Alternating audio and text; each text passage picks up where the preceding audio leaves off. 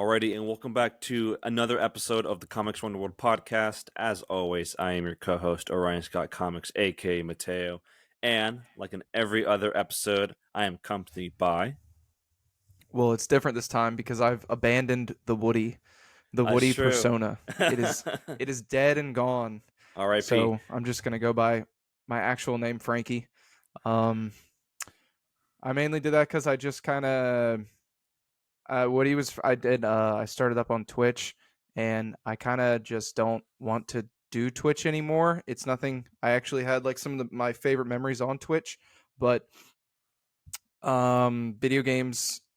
I like playing them on my couch, Yeah. and that's just what it boils down to. Like I just love playing video games on my couch, and it, I love like streaming. So I found the perfect medium where I'm gonna stream comic book video games on our YouTube. Um, I think that's like the perfect balance because like comic book video games, like if I play Thor on Xbox 360, that's not a game I really even want to play. It's more just Yeah. like I think it'll just be a fun thing to do where I can like interact with the comic book community and just like hang out and Yeah. play a crappy video game and have fun. So I'm still gonna get to stream, and it'll be through our podcast account, and it'll be fun. So yeah, Yeah, I'm excited for that. I can't wait to watch those streams on our YouTube, Conquering the World. If you guys haven't subscribed already, make sure you do so. So I mean, as always, at the beginning of each episode, always like to pose this question: what are you reading, playing, / watching right now? pretty much the same thing as last time. I'm reading the Miles Morales by Saladin Ahmed run. I just got past the Clone Saga. It was about as good as a Clone Saga is gonna get. Yeah. The original one sucks, but this one's actually pretty good. This one is an enjoyable read. I'd give it just the Clone Saga itself like a 3.5 star, but the whole run itself's been a lot of fun. And then I'm playing Zelda, watching Clone Wars. Nice. That's about it. What about you? Playing, I just platinumed Spider-Man PS4. So Nice. yeah, it was interesting, especially with those screwball missions. Not fun. Oh, dude, those suck. I forgot about those. But I do plan on platinuming Guardians of the Galaxy. Hopefully, I don't think this weekend, because this weekend I'm going to Awesome Con for all the 3 days, so I'm excited for that. But probably next week I'm going to try platinum Guardians of the Galaxy. I requested a lot of games for my local library. I think it's like 6 games to pick up, which includes Ultimate Alliance. So finally getting that after a month and a half of waiting. So let's go, dude. That's gonna be exciting. I'm excited to play that. But yeah. What else? I'm reading right now. I just finished Christopher Priest's Black Panther Volume 1. Really, really, really good. I really liked it. Yeah. I might say this right now. I think out of all the Marvel runs that I've read, this is the best one that I've read.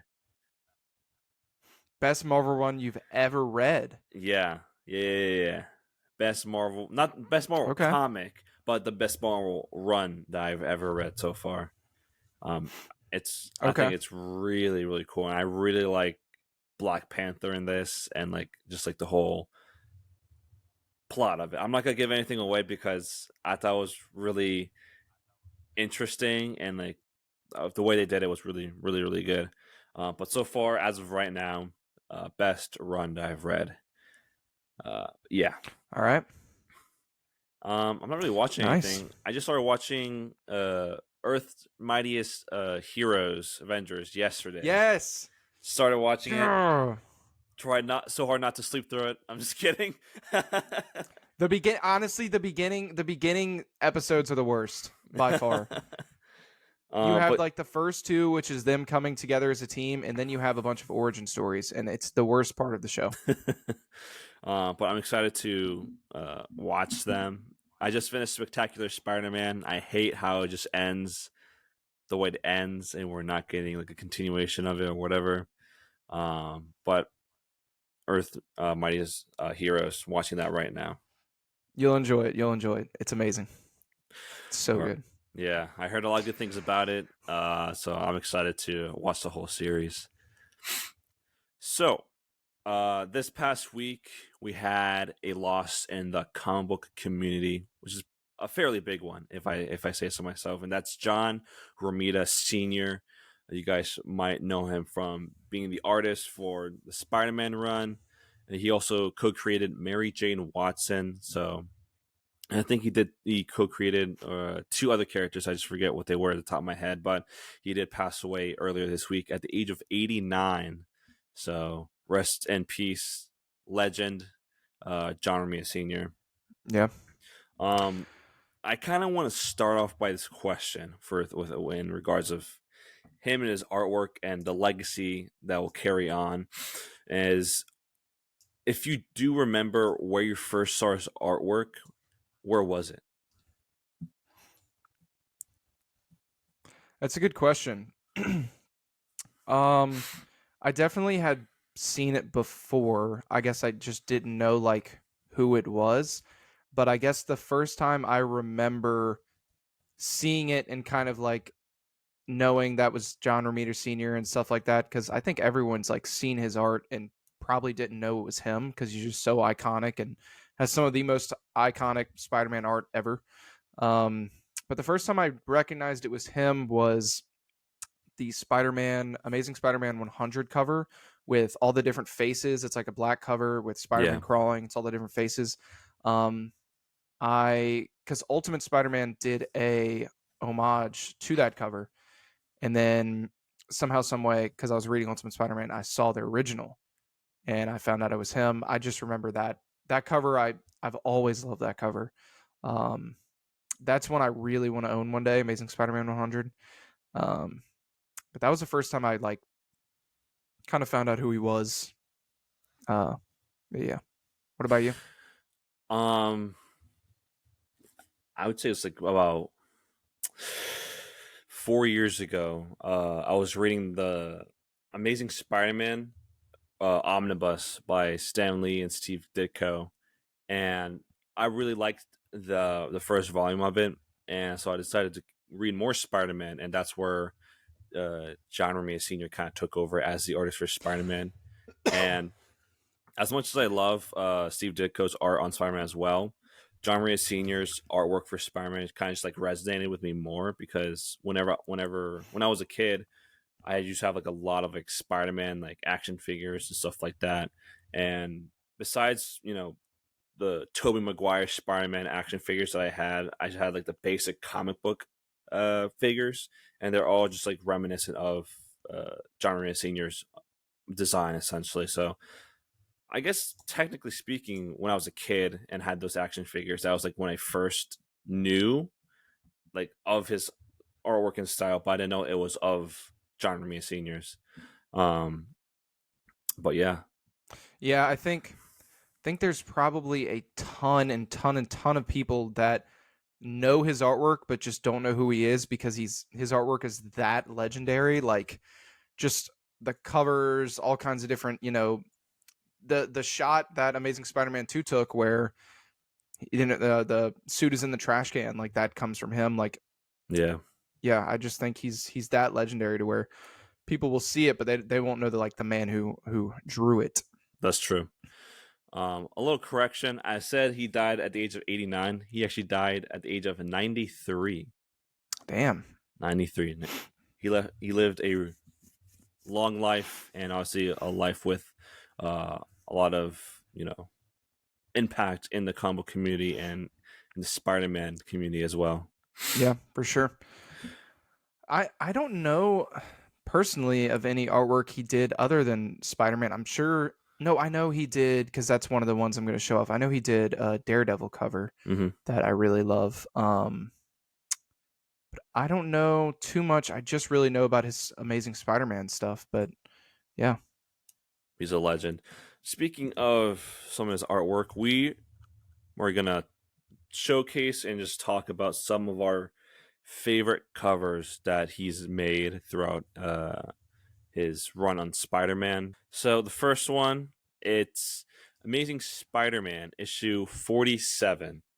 It's a cover with just like Spider-Man hopping around the edges with Craven the Hunter in the middle.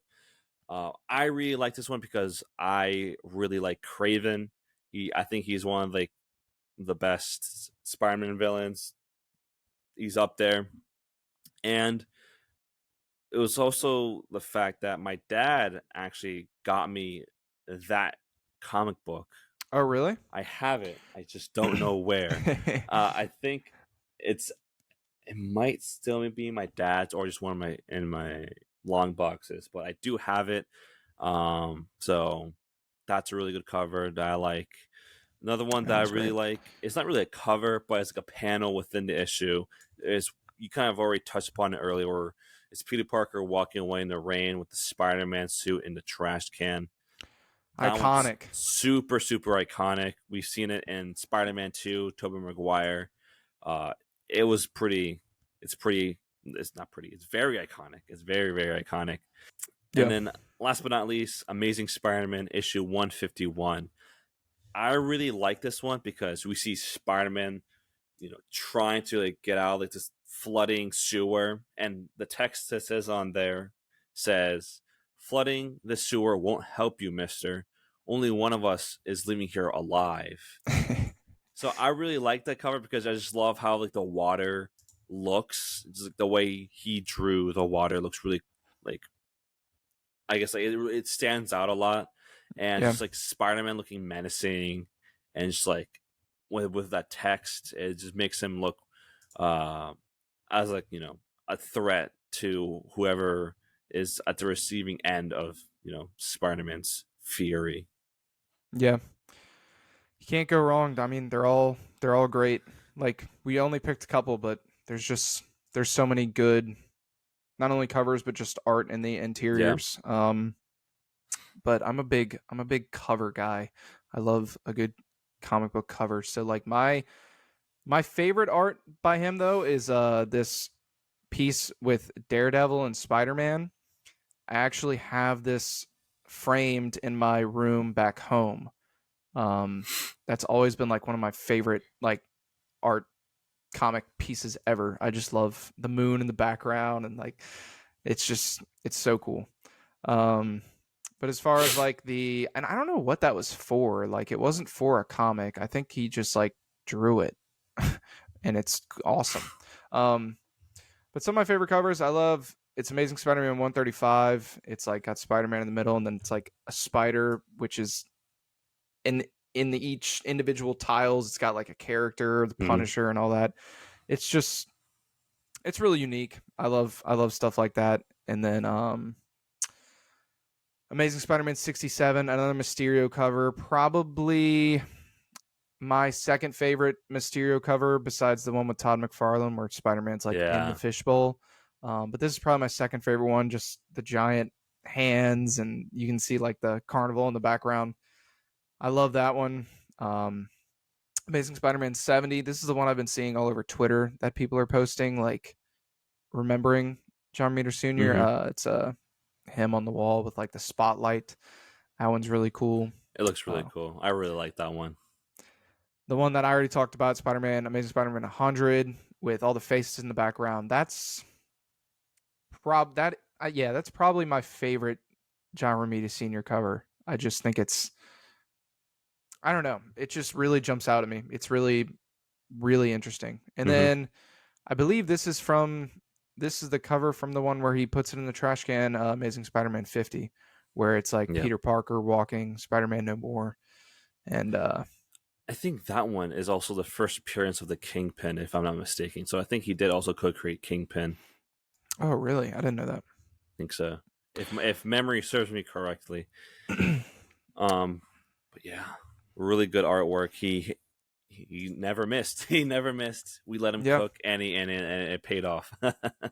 he was just super influential. Oh, also, One of my favorite comic covers ever is Daredevil 16. It's like kind of black and white, but Spider-Man and Daredevil are in color and they're kind of like fighting. That's a really great one. I don't know. You just can't go wrong. Yeah. Basically, if you choose a cover and if you say that's your favorite, then I'm not gonna. Yeah. It's they're all good. They're all really really solid. And yeah, he is a legend, and rest in peace. I agree with what you said about obviously Steve Ditko's another goat, but I think when he got on the book, like I don't know, he just brought something extra that like really made it something special, I Yeah, think. yeah, absolutely. But yeah, Also, I think even though in the literal last episode I was trashing on John Romita Jr., oh I yeah, I will say this. I will say this.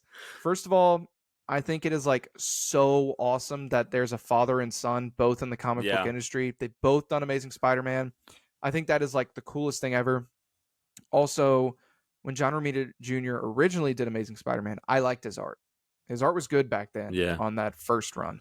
So, and he has one of my favorite Spider-Man covers ever, where it's like Spider-Man in the rain and he's perching. yeah, Um, so John Romita Jr. has had some amazing stuff, and I just think it's awesome that like I saw his tweet about his dad. It was really sad and really touching, yeah, and it's really cool that there was a father and son in the industry, and they both worked on one of the most iconic characters ever. So yeah. it's pretty cool stuff. You love to see it. Love to see it. Alrighty. So now on to the next topic. Uh, we're gonna talk about the Flash, specifically Flashpoint. Since at the moment of the recording, the Flash movie is coming out to theaters tonight. I'm watching it tonight. I'm fairly excited for it. I see the reviews on online already. The Some audience people, score is high though. it is. It's like a 98, I think. It's pretty high. Let me see. The Rotten Tomato score. Rotten It's a, Tomatoes is stupid. Rotten it Tomatoes is is. dumb. It I is. don't care about them. I do not like Rotten Tomatoes, They but are allergic to enjoying a movie. It yeah, has to be critically good for them to. yeah, And I like critically good movies, but come on, let me enjoy some robots beating each other up or something if I want to. exactly, exactly. Oh, right now. Oh, wait, this is for the show. All right, whatever. But yeah, it is very high. A lot of the fans love it. Of course, there's gonna be those fans who say, "Oh, it's mid" or whatever. But make up your own opinion on it. Yeah, Right now, it's at a 95. It's at a 95. So, if you um, like it. If you don't, don't. yeah, Just kind of. exactly. Um, I'll talk about more about the Flash movie later after we talk about Flashpoint. But obviously, the reason why we're talking about Flashpoint is because the movie is loosely based on the Flashpoint storyline, where you guys don't already know already. Barry Allen travels to the past to save his mother, but in turn creates an alternate reality, an alternate timeline where the Amazonians and the Atlanteans are at war with one another. Thomas Wayne is Batman, Martha Wayne's the Joker, and just a whole lot of things. Um, it's like messed up thanks to Mr. Barry Allen. That's a spoiler. I mean, we always talk spoilers. I'm just kidding. Because at first you think it's Reverse Flash, Yeah, but yeah. that is true. I have some notes on some of the things that I do like about the story. But I'll give it off to you first. And what did you think about the comic? I really enjoyed it. It was the first time I had read it. I had seen the Flashpoint animated movie, and I really, really love that movie. I think it did a better job with the story as a whole than the comic did, but it's still almost like beat for beat. Yeah, Um, I'm going to assume that the movie brings some stuff from the tie-ins because, like for example, in the comic, they there's only a brief moment where Aquaman and Wonder Woman talk about like what happened, yeah, what with the whole like why they're fighting, and in the movie they like flesh that whole thing out. They let you know about like Aquaman with Wonder Woman and all that stuff. So if you're just reading the comic and you're not reading the 1 million tie-ins, then you don't really get that whole picture. And in the movie, I'm assuming it takes the best parts of the tie-ins and brings it all together. Yeah. But I loved Flashpoint, the comic. I felt it was rushed, but what did you think? So this is like my 7th time reading Flashpoint. And the other times me reading Flashpoint wasn't necessarily because I wanted to read it. I used to do a YouTube channel like 3 years ago, and I was covering Flashpoint for one of them. And for that movie, I basically just kind of just like dissected the comic. So I read it like 3 times in one sitting, and then I was like, I'm just so tired of it. It's good. But personally for me, since I've read it so many times, I'm just like kind of wore down by it. But it is good. Some things I really like is I just like how it just jumps right into it. Yeah, I like that too. It basically it's like 2-3 pages of like him like in the present, and then it just cuts to him in the alternate reality he created. And if you guys haven't already figured, we are going to talk about spoilers for the Flashpoint comic and the animated movie, so be warned. But I like how they just jumped right into it, and I love how we get introduced to Thomas Wayne's Batman, and I really like his suit, the red eyes, the pointy the points on his shoulders. I just like how more visceral he is and more brutal. Yeah, he kills. He kills. He does not care, and in his introduction, he almost kills the Joker's Harley Quinn equivalent, but she's called Yo-Yo. Yeah. He basically just throws her off the building, and then Cyborg comes in and saves her, and Batman says she slipped, Yeah, or something like that. It was interesting to see Cyborg work with the government and also forming a resistance like team.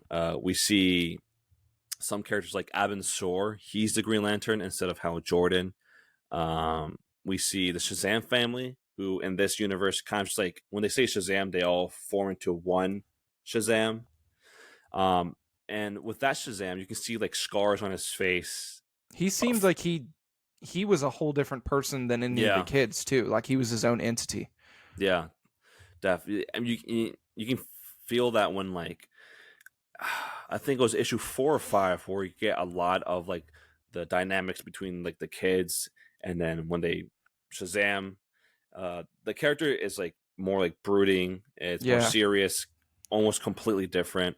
And we see from like scars on his face that he's fought Wonder Woman before, so he has preliminary beef with Wonder Woman essentially. Captain Cold's on that team. We got the Sandman from the JSA on that team, Enchantress, an Element Woman who plays a more significant role in the New 52 Justice League, which Flashpoint basically sets up the New 52. Deathstroke as a pirate, I thought that was pretty cool. Dude. Yeah. I hope there's tie-ins of that. I want to read. I want to read that. I think there might be, but I don't know. But they have like a trillion tie-ins, so they're bound to have one. I do want to read the tie-ins because I think the whole universe. Because I already bought like Flashpoint Beyond. That's a very recent comic miniseries they did of the expanding the Flashpoint universe. I definitely want to read it because the universe is so cool. Yeah, and they have an omnibus that's like this thick. Yeah, it's huge. And like 1% of it is like the main the main event, and all of it tie-ins. In between the main event, there's like this many tie-ins. Like, yeah, it's ridiculous. It's ridiculous. But unfortunately, at least in the main story, the Deathstroke pirate is short-lived by being killed by Aquaman and Ocean Master, who are teamed up, which is pretty interesting. We later see, Superman in containment, and then Cyborg, Batman, the Flash break him out, but then he escapes.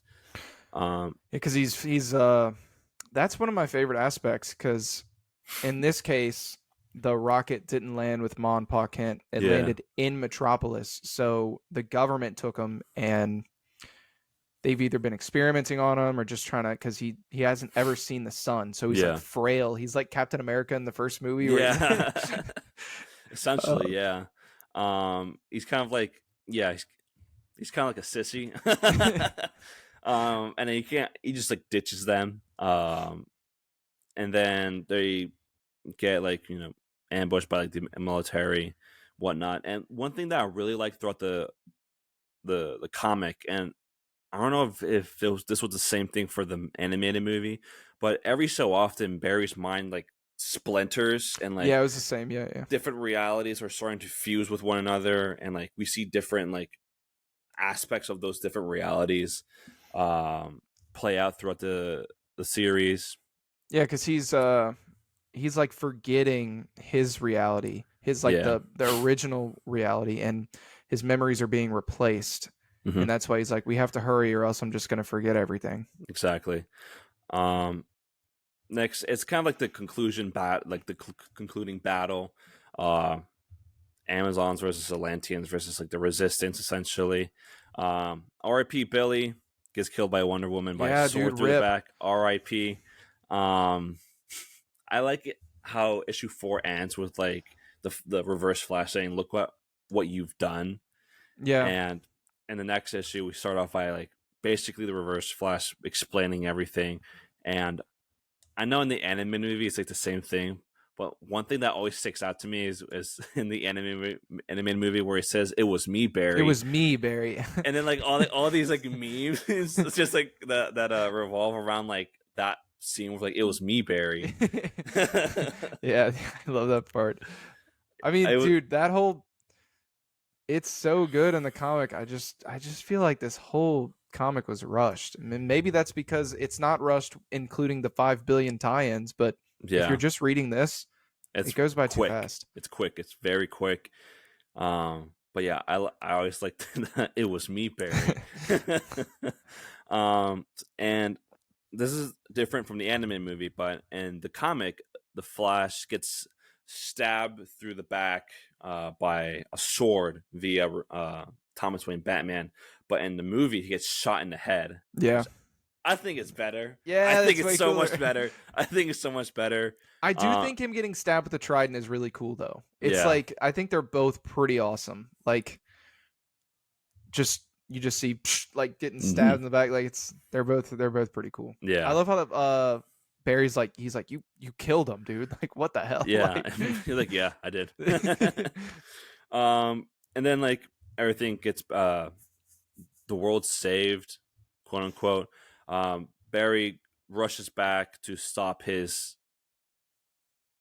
past self from going into the past. Yeah. And all that, all that convoluted stuff. And while that's happening, we see kind of like glimpses of like certain events that transpires throughout the New 52 era. Yeah. We have it's this big like 2-page spread. Yeah.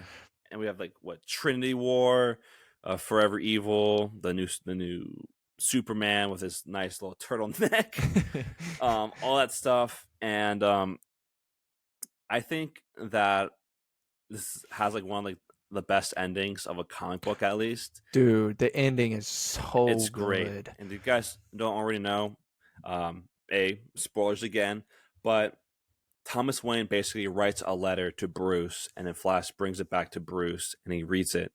And I just think that's great because I feel like he has like a sense of closure with that aspect of it, where like he's getting like a letter from his dad acknowledging like what he's doing and what he is as a man right now. I think it's great, and I love it how in like some future Batman stories you just see that framed in the background, which I think it's great. And at the end, and so on and so forth, we get the birth of the New 52. Yeah. You know, I don't know who made the video. There's a really, really interesting video on Flashpoint because originally it was not supposed to start the New 52. Mm-hmm. And I think you can kind of tell that, like, oh yeah, while reading it. Like, this was just supposed to be an event kind of thing. And I think it works. I mean, like, it works as starting the New 52, but you don't have to read the New 52 or care about the New 52 to read this. Like, it works on its own. Yeah. Um, but yeah, that ending is like, that might be one of my favorite moments in comics ever. Like, that is just, it's so good. It's really, really good. Kind of want to bounce off of what you said, how it wasn't originally supposed to start the New 52.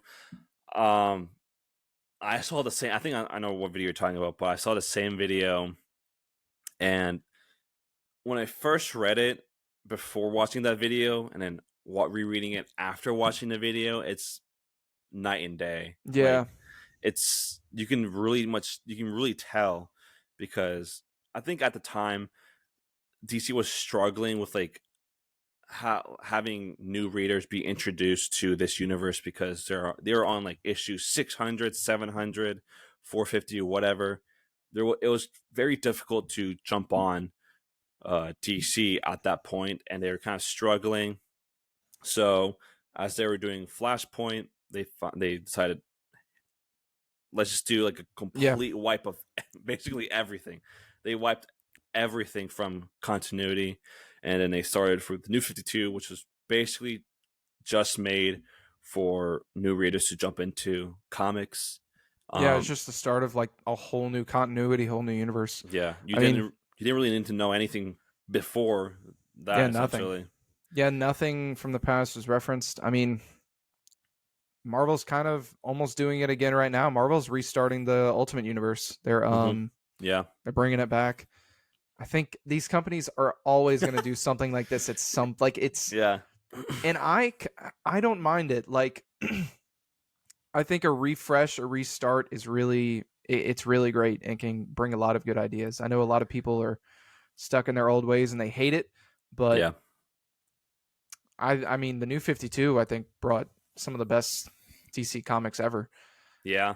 And even though like we have like great titles from the New 52, like Batman by Snyder and Capullo, Justice League was really great. I know Wonder Woman was liked a lot. Aquaman was great. Green Lantern was great.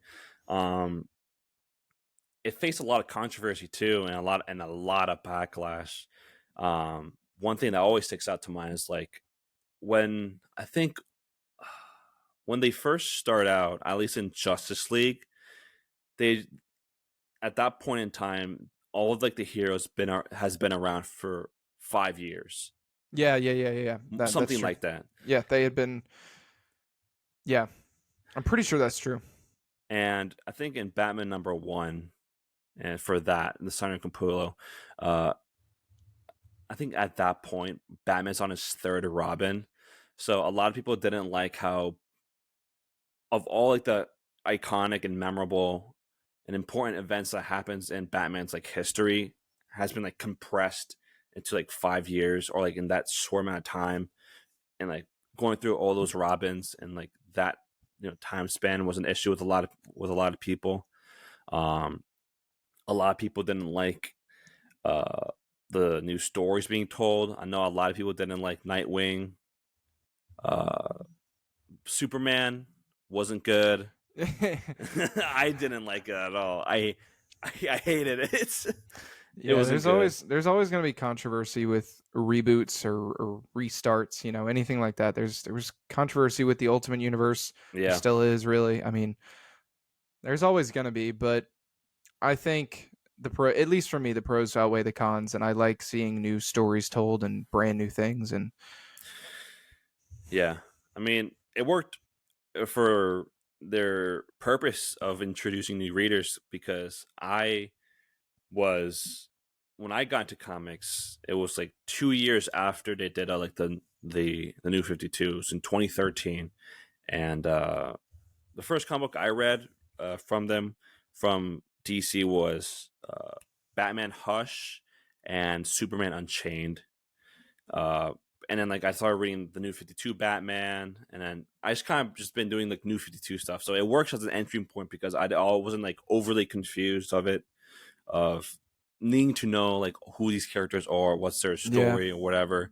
So it did work, but as like like you said, with like older comic book fans who's been with these characters for like years before the New 52, having this reboot kind of basically screwed him over. Yeah, I get that, but I still think it's fun. Like, even if you Yeah, stayed with the character, I think it's like, oh my god, like a brand new start. We get to see brand new things. But it's true. Like when you see somebody doing a YouTube video and a list, and they're like best starting places for any DC character, they pretty much always say their New 52 run, or yeah. like, because that's what it was. And for the It's, most part, I think a lot of the comics in the New 52 were great that I've mhm.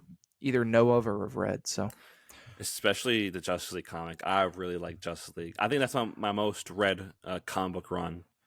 I read that run like at least like 3 or 4 times. It's really great. it's so good. I The fir- love New 52 the Justice first League. time I read it, I got volumes 1 through 8 of the trade paperbacks, and I was like, I kind of want to read it now. Let me read volume 1, and then like it was like in the middle of the night.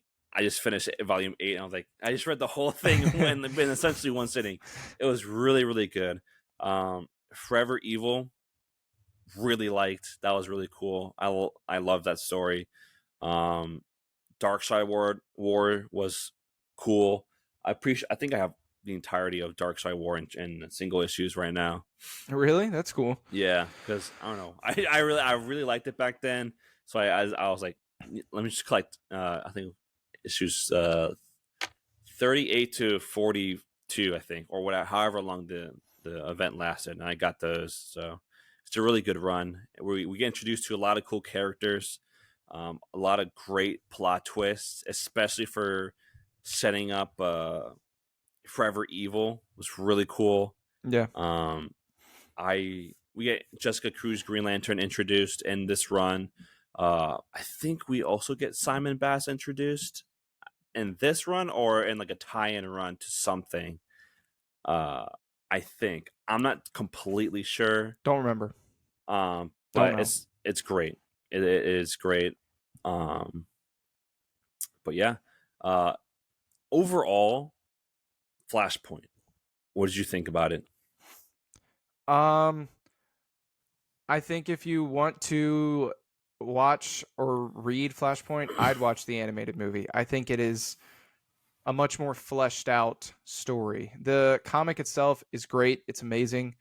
If you like the comic, you'll like the movie, and if you like the movie, you'll like the comic. Like they really follow each other very closely. I just Yeah. think the Flashpoint movie has more.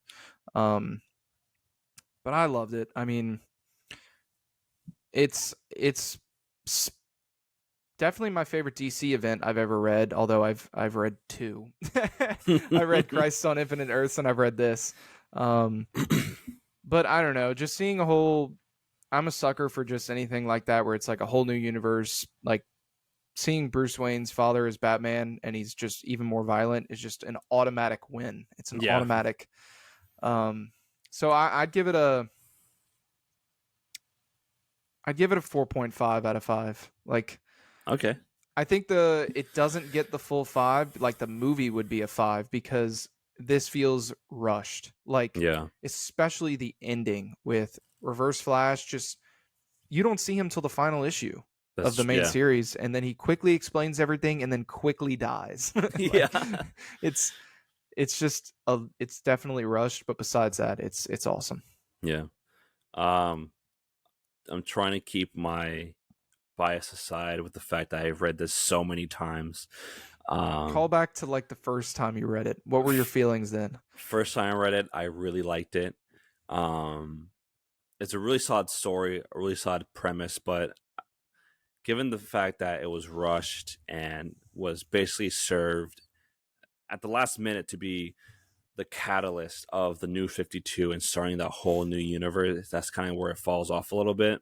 And a part of me kind of wishes it was more of an Elseworld story than either an event story or a story just to set up a new universe. Because personally, for me, whenever like Marvel or DC does an event just for the sake of making new universe, I roll my eyes. That's my thing on it. The artwork is pretty solid. I like Yeah, the artwork. Andy Kubert's art is great. Yeah, it's really good. I love like the 2-page spreads of everything. Really nice. There were some goofy uh, art moments that I kind of screenshotted because I thought they were really funny, and they kind of it's just the faces of Barry Allen that really kill me because in one of them he just has this goofy shocked face. It's so goofy and his like eyes are so bug-eyed. I just thought it was hilarious. And then Yeah. this next one, it was him. It's like in the beginning of the story where he's like telling his mom he's the I Flash. also yeah. He has such I a took a scowl on him. I took a double look at that one. That one made me laugh. He's Yeah, it's so funny because he's just so serious, and I was like, okay. I think a great part in this comic is him getting struck by lightning. Him like Yeah, getting himself struck by lightning, and like the first time it doesn't work, and he like looks like a zombie, and he's like, yeah, no, he's like, do it again. I thought that's a really great part. Um, there's a lot of good moments. I mean, even though the ending's rushed with Reverse Flash, I still think it's great. hmm. Like, I mean, and if this never existed, we would have never gotten the "it was me, Barry" yeah. meme. I So mean, the I think where the movie shines the most over the comic is the whole Atlantis versus the Amazons. yeah, That it really fleshes that out more and makes it a lot more interesting. And here they're just fighting, like, yeah, and I'm sure the tie-ins, whatever. But I don't want to have to always read 5 million yeah. tie-ins. Okay, I want to. And that's like the thing that I hate about modern events where there's like because it's happening right now where DC Knights of Terror they released like the checklist of the event and there's either 3 or 4 issues that's the main event and like 30 tie-ins which is ridiculous. I know. And like I hate when Marvel and DC do that. It's just like tell the story and 6 to 12 issues, however long it may take, just do it within that time frame. And just leave it there. Exactly. Have some tie-ins as like not necessarily like important for the story where you need to go and get them, but like just like a little fun story where like see where these characters are at the moment of the event, which granted that is mainly that's like mostly the case, but still some of the tie-in issues for some of the events might include a pivotal part that plays into the main story that and the main story says check out Batgirl number 57 tie-in to get the full story. I'm like Yeah, to just tell see. the full story in the main comic. Sometimes there's sometimes where I like tie-ins, like in War of the Realms. There Loki has a really good tie-in that is not essential for the story, but it's a fun read if you want to see more. Like it's not they're not always bad, but when I see like you're saying with Knights of Terror, like it's like I don't want to read all of that. Just Right. give me the story. Give me the story. I don't want to see Robin go on some stupid adventure and do absolutely nothing. That's the thing about tie-ins can either be like awesome or it can be the dumbest little side adventure that I just couldn't. I just knocked my microphone over. It was me, Barry. It was It was me, that, Barry. I knocked over your microphone. but yeah, they range from like really cool to like the dumbest thing ever, and so Yeah. it makes me not even want to check them out. I feel like in instances where like it's good, was like an Annihilation Conquest. They're kind of tie-ins. If you take it in like in a literal aspect, they are tie-ins, but I feel like they serve a purpose in it because that's like the way it was meant to be structured with like a 4 issue miniseries on like this character, this character, this character, and this character, and see it how they all tie in the main event, which I really like. I really like Batman Nightfall. I just like one of my favorite Batman comics, and there's like it pulls from different Batman titles, which I can understand. Like if you're picking that in single issues, it's like a hassle. Yeah. Because you're getting Legends of the Dark Knight, new what was it, Detective Comics, the main Batman run, all of those just to get like everything in chronological order might be a hassle. Plus other like characters like Robin, and like Azrael, whoever. So I just Yeah, wish. it all comes down to like tie-ins. They're just trying to make money, and Money. they're trying to make you spend money because it's like Yeah. they're trying to make you like, oh, you want to read War of the Realms? Like, well, there's 70 tie-ins if you want the full story. Like Yeah. they It's just they it's just kind of want money. it, it kind of makes me have like the connection of like you get the full story, but if you want additional content, make sure to buy these. It's like the pay to play like Yeah. games where like you play the game, but if you want like the true experience, buy these expansion packs, buy all of these stuff. I'm like, just give me the full story, and I want editorial notes saying like check out War of the Realms tie-in 35 or whatever. I don't want all of that. I'm not gonna read all of that. But depending No. on the event, I might. But an event, for example, Flashpoint, I'm not gonna read all those tie-ins. I think the way I like try and handle tie-ins now, like for Flashpoint, I if there's any tie-ins that really focus on Thomas Wayne's Batman, I'll probably check them out. I'll probably read them. Like I try and handle it by I read the main series first, and if I liked the main event, then maybe I'll check out some tie-ins. Maybe I won't, but I never really go too far out of my way to read them. Yeah. That's I don't remember an event where I read the tie-ins and the story. I know one that me and my friends always make fun of was "You're the Villain." I did. It's I forgot. I don't even know what the premise was, but the thing that stuck out to me was like the insane amount of tie-ins into like that event. I think let me check it. Last time I checked, it was on the DC Infinite website where DC Digital Comics.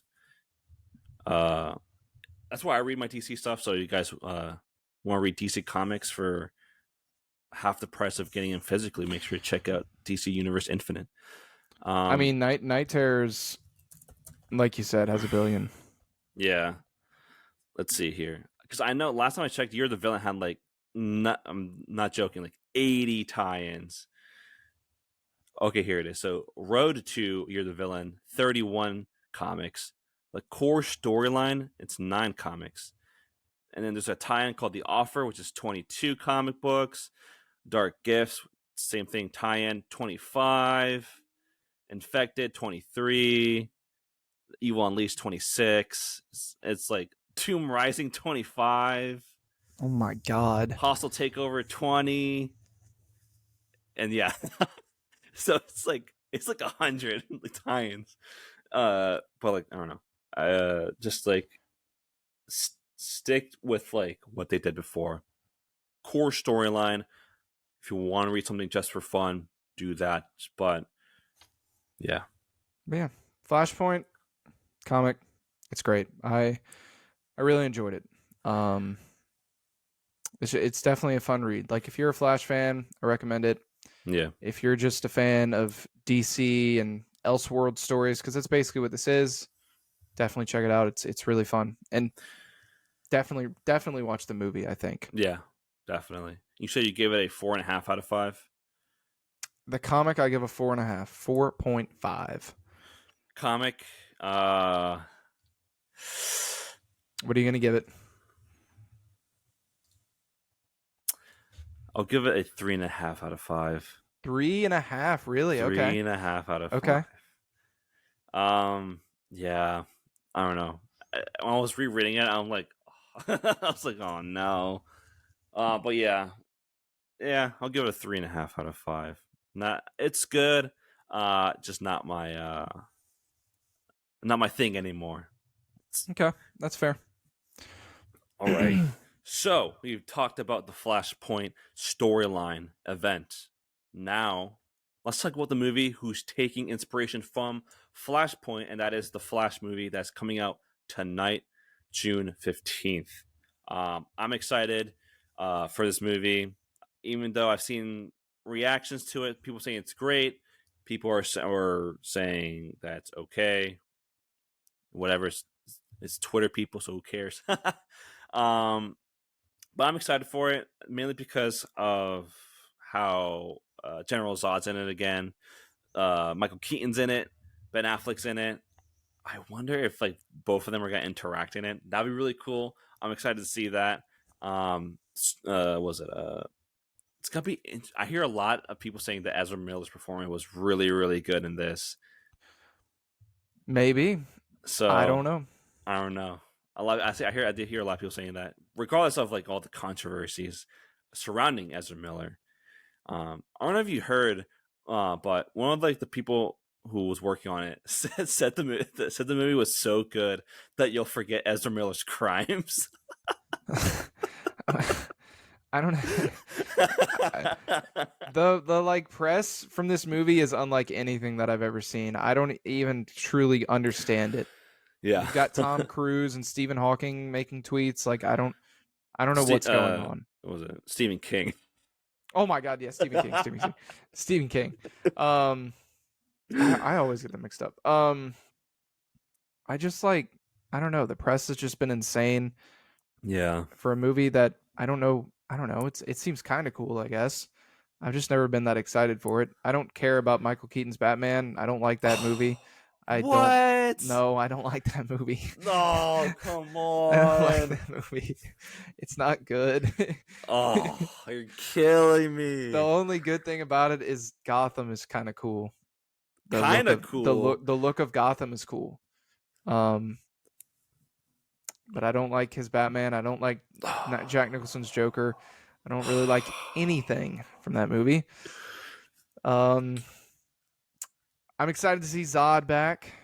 I am excited to see Batfleck back. One last time. And that's about it. That's all I'm excited for, really.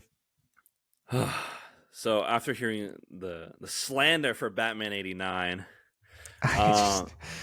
I'm excited for Michael Keaton's Batman. I think he looks really cool. I've always been following very closely DC movies ever since Man of Steel. Like I was following how the sequel was turned into BVS, everything like that, and then throughout the 7 years that the Flash was announced, and I was like through like all like the direct like them announcing the directors and like the writers, and they went through like several directors and writers, which it was insane. I think I saw this meme where when they announced the Flash for movie for Ezra Miller, around the same time, that's when the Flash CW TV show first aired, and then like when that whole was like 8 seasons ended, we were just now getting the movie. Yeah, which I think it's really funny. But I've been through that whole thing where like this director is on it, oh he's not on anymore, and then this and that and this and that. So it's more. I feel like with the Flash movie, it's more of like me finally seeing what it is, because I think it was announced it was like a Flashpoint movie like several years ago, like 3 or 4 years ago. And a lot of people are speculating on like how are they going to do like the Amazon Atlantean War, all that stuff. Was it who was the guy? Jeffrey Dean Morgan as Batman in that universe, which it's like Thomas Wayne. Okay. Yeah, which would have been awesome. But obviously that's not going to happen. I wish it was pulling a little bit more from Flashpoint. I really do. Yeah, I mean, I'm glad they're kind of doing something different and they're doing their own thing, but their own thing doesn't look very interesting to me. Yeah. I don't know. That's just me. I don't know. I'm just ready for this reboot. I'm ready for just make it happen. Yeah. So I know you've seen most of the spoilers, so I'm just gonna speculate what I want to see in the movie because Okay. I know of one cameo, and I'm not gonna say it, but I know of one Say it. I cameo. know them. I know the cameos. I went down the rabbit hole. I know one cameo, and it was spoilers. Well, by the time it's not still spoilers because there's people who got complained about getting out spoilers 3 weeks after the movie came out or whatever. Yeah. And I don't want a confirmation or a denial of it. I'm just stating Okay. that I saw someone saying that Christopher Reeve's Superman was in it, but like in the fashion of Christopher Reeve's Superman being CGI. Oh no! Is that what you saw? I'm curious. I've seen it. I've seen everything. Okay. Or actually, I haven't seen everything. I've seen 2 images of cameos, and then I saw the whole list. Okay, that's all I'm gonna say for right now because I'm watching the movie tonight, and I'm trying to go as spoilers free as possible. But I'm just saying that's what happened. So I don't know. Maybe when the clip comes out for like this like segment of the podcast, we can just like tie it in or something like that. I don't know. But I'm excited for this movie. Kind of want to tie in the movie with like the Flashpoint comic where instead of Superman being contained, it's Supergirl in this instance. I'm cool with that. It's pretty cool. For this aspect, I'm kind of see how they're gonna introduce Michael Keaton's Batman into the movie. Me too. That is, yeah. If it's something how it's just like they just stumble into the Batcave, or it's how in the comics where Barry goes to Wayne Manor, does like the little thing, goes into the cave, and it gets attacked by I bet that Batman. Yeah, that's my thoughts. Is he's gonna be like basically like comics where he's like, I've got to find Batman. Like where's Batman? And it's just instead of Thomas Wayne, it's Michael Keaton. So I mean, I'm not gonna say I'm not looking forward to him returning. I like Michael Keaton as an actor in general, so like I'm sure he's gonna have fun with. I bet he's just gonna have a lot of fun with this. Like it's probably gonna be fun to see him, and he did say he had a lot of fun returning to the role as Batman, and I'm just excited to see the scene where he says, "You want to get nuts? Let's get nuts." I love that line. Why does he say it? Why they're just nostalgia baiting. It's I don't care. I love it. When he said that in the trailer, I was like, yeah. I bet that it's just a trailer moment. I bet he doesn't say it. I bet it's I would be very upset. But I hope it's in it. And once if he does say it in the movie, I'm gonna clap. Oh God! I'll be that person and clap. I'm wondering who else is gonna show up in the movie. What kind of cameos we see. I wonder if they're gonna do like just like surface level cameos, or like they're gonna go deep, kind of like how they did with like the Crisis on Infinite Earth event on the CW, where like they went super deep with like the cameos.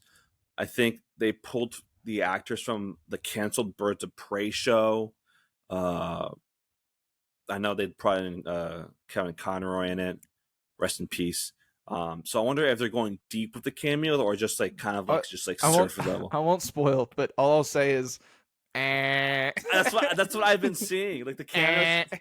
You know that Saul Goodman meme where it's just like, it's like head floating around. Yeah.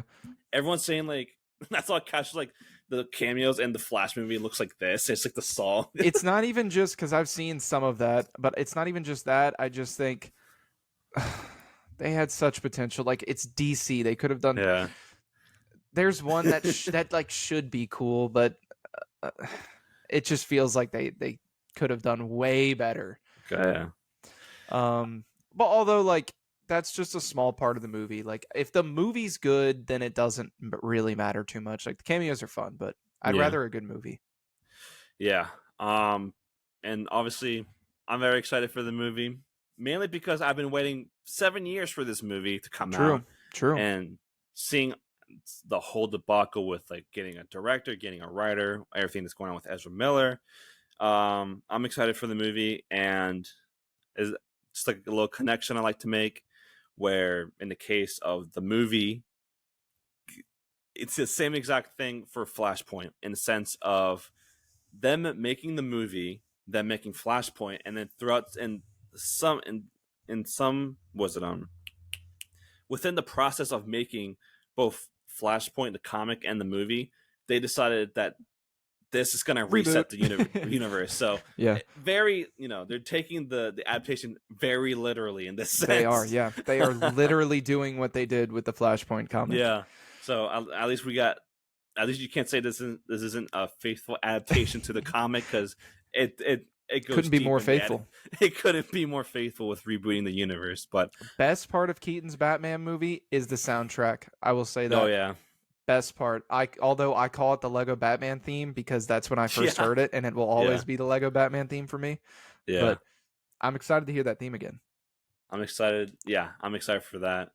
I don't know. I'm just excited overall, especially with General Zod returning.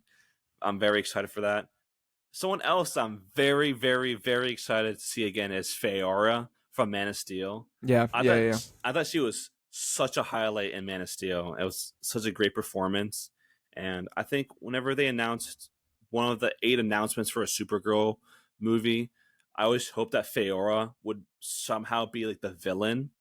Who knows if that's the case with the Supergirl movies that has already been announced that's adapting Tom King's Supergirl, Woman of Tomorrow. We are reading that later on in the podcast, so we'll find out if it fits or not or whatever. Yeah. So I'm excited for that. And I'm just excited to see how it ends. I'm excited to see the post-credit scene, see if it leads. Do they have post-credit scenes? I think there is one.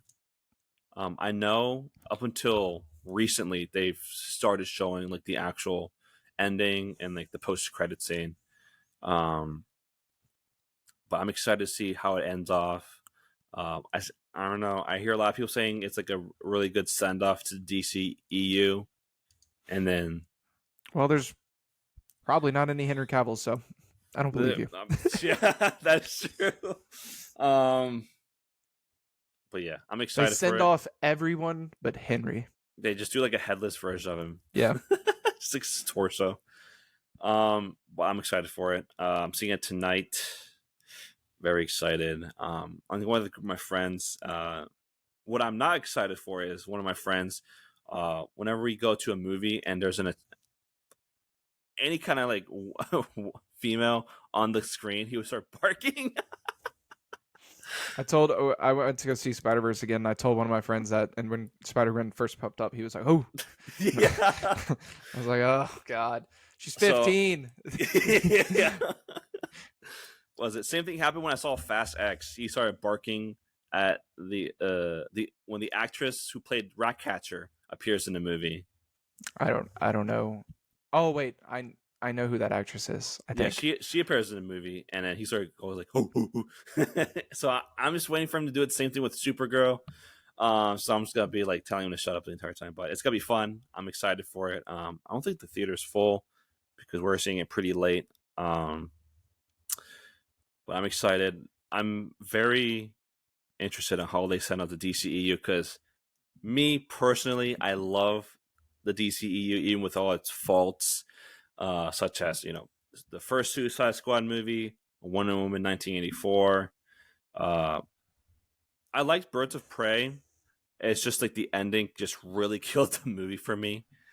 But yeah, I love the DCEU. It's gonna be interesting how they're gonna keep and remove some characters because obviously they're keeping Amanda Waller. I don't know if they're keeping Harley Quinn. They might be.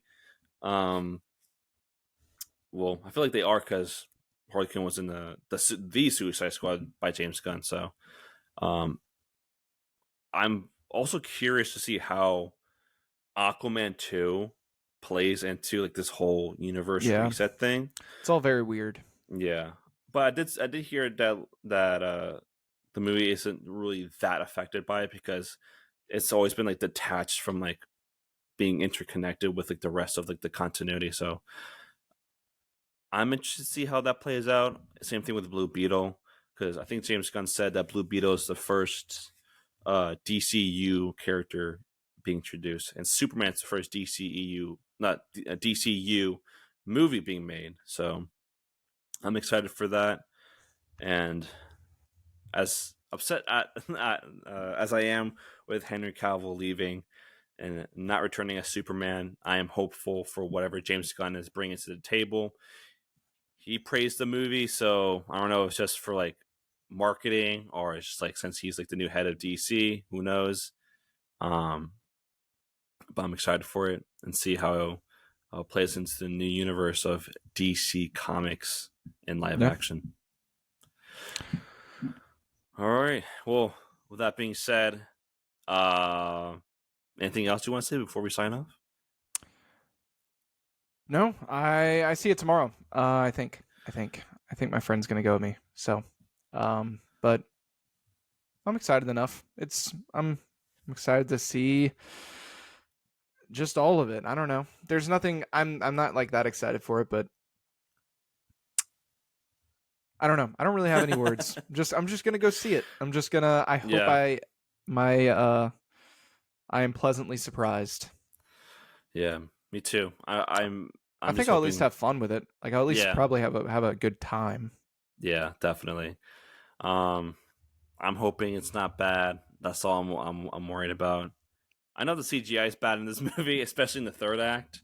I hear the CGI really starts slacking, but I feel like in the current moment we're in right now, you can't really blame the visual effects artists because since we're like in this era of like having 10 comic book movies release in like 1 year with like 5 or 6 different TV series comic book related, they're kind of like stretched thin, and they're trying I feel like they're trying to do the best that they can with like the amount of pressure they have with releasing all these different types of superhero movies that require so much CGI. Make sure to follow us on Twitter and on TikTok at ComicsRTW.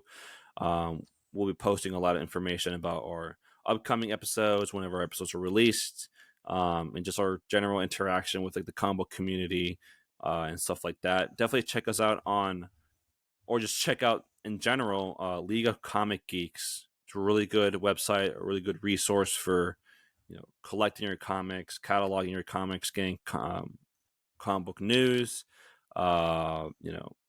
pulling different series that you're pulling right now and having ready for Wednesday whenever that rolls out. And it's an overall great service for comic book collectors and enjoyers and stuff like that. Definitely go check out our YouTube, Comics Run the World. That's where we're posting our videos of our podcast, and that's where you'll be live streaming every so often. Yeah, comic book video games on the YouTube. It'll be fun. Yeah, I'm excited to jump on that. Maybe we can do a live stream playing Ultimate Alliance 3. Yeah, that'd be cool. Definitely check me out on Instagram, Twitter, and TikTok at Orion Scott Comics. But mainly, more importantly, check us out on Twitter and TikTok, Comics RTW, for everything I just mentioned. Anything else before we sign off for today? I don't think so. It's a good episode. Remembered John Romita Sr., Flashpoint. I was surprised by your rating, 3.5. I was surprised. But and yeah, just the movie coming out, it was just overall a good episode, but I'm excited to review the movie. I'm excited to hear your thoughts after you see it, because I don't know. I think I'll enjoy the movie, but I don't think I'm going to feel all that strongly negatively or positively. I think I'm just going to kind of be very neutral about it. Yeah, I'm just going to see it, probably have a good time. That'll be that. But that's fair. I'm excited to see your reaction. I'm nervous, honestly. I'm nervous. I'm excited to see what you think. Yeah, me too. I'm excited to see it tonight. But yeah, make sure you check out your local comic book shops. Make sure you support them and all that stuff. If you don't want to spend money on a lot of comic books, make sure to check out digital comics, which is what me and Frank, you're doing right now. Digital comics are great. You check out DC Universe Infinite for DC Comics, Marvel Unlimited for Marvel Comics, Comixology for Marvel, DC Independent, manga, all that type of stuff. Or if you have a library card you want for free, you do not want to do any subscriptions, go to hoopla.com. They have a bunch of free comic book, graphic novels, all that type of stuff. So long you have a library card, which again, that's free. So definitely check those out. And remember that comics run the world. See you.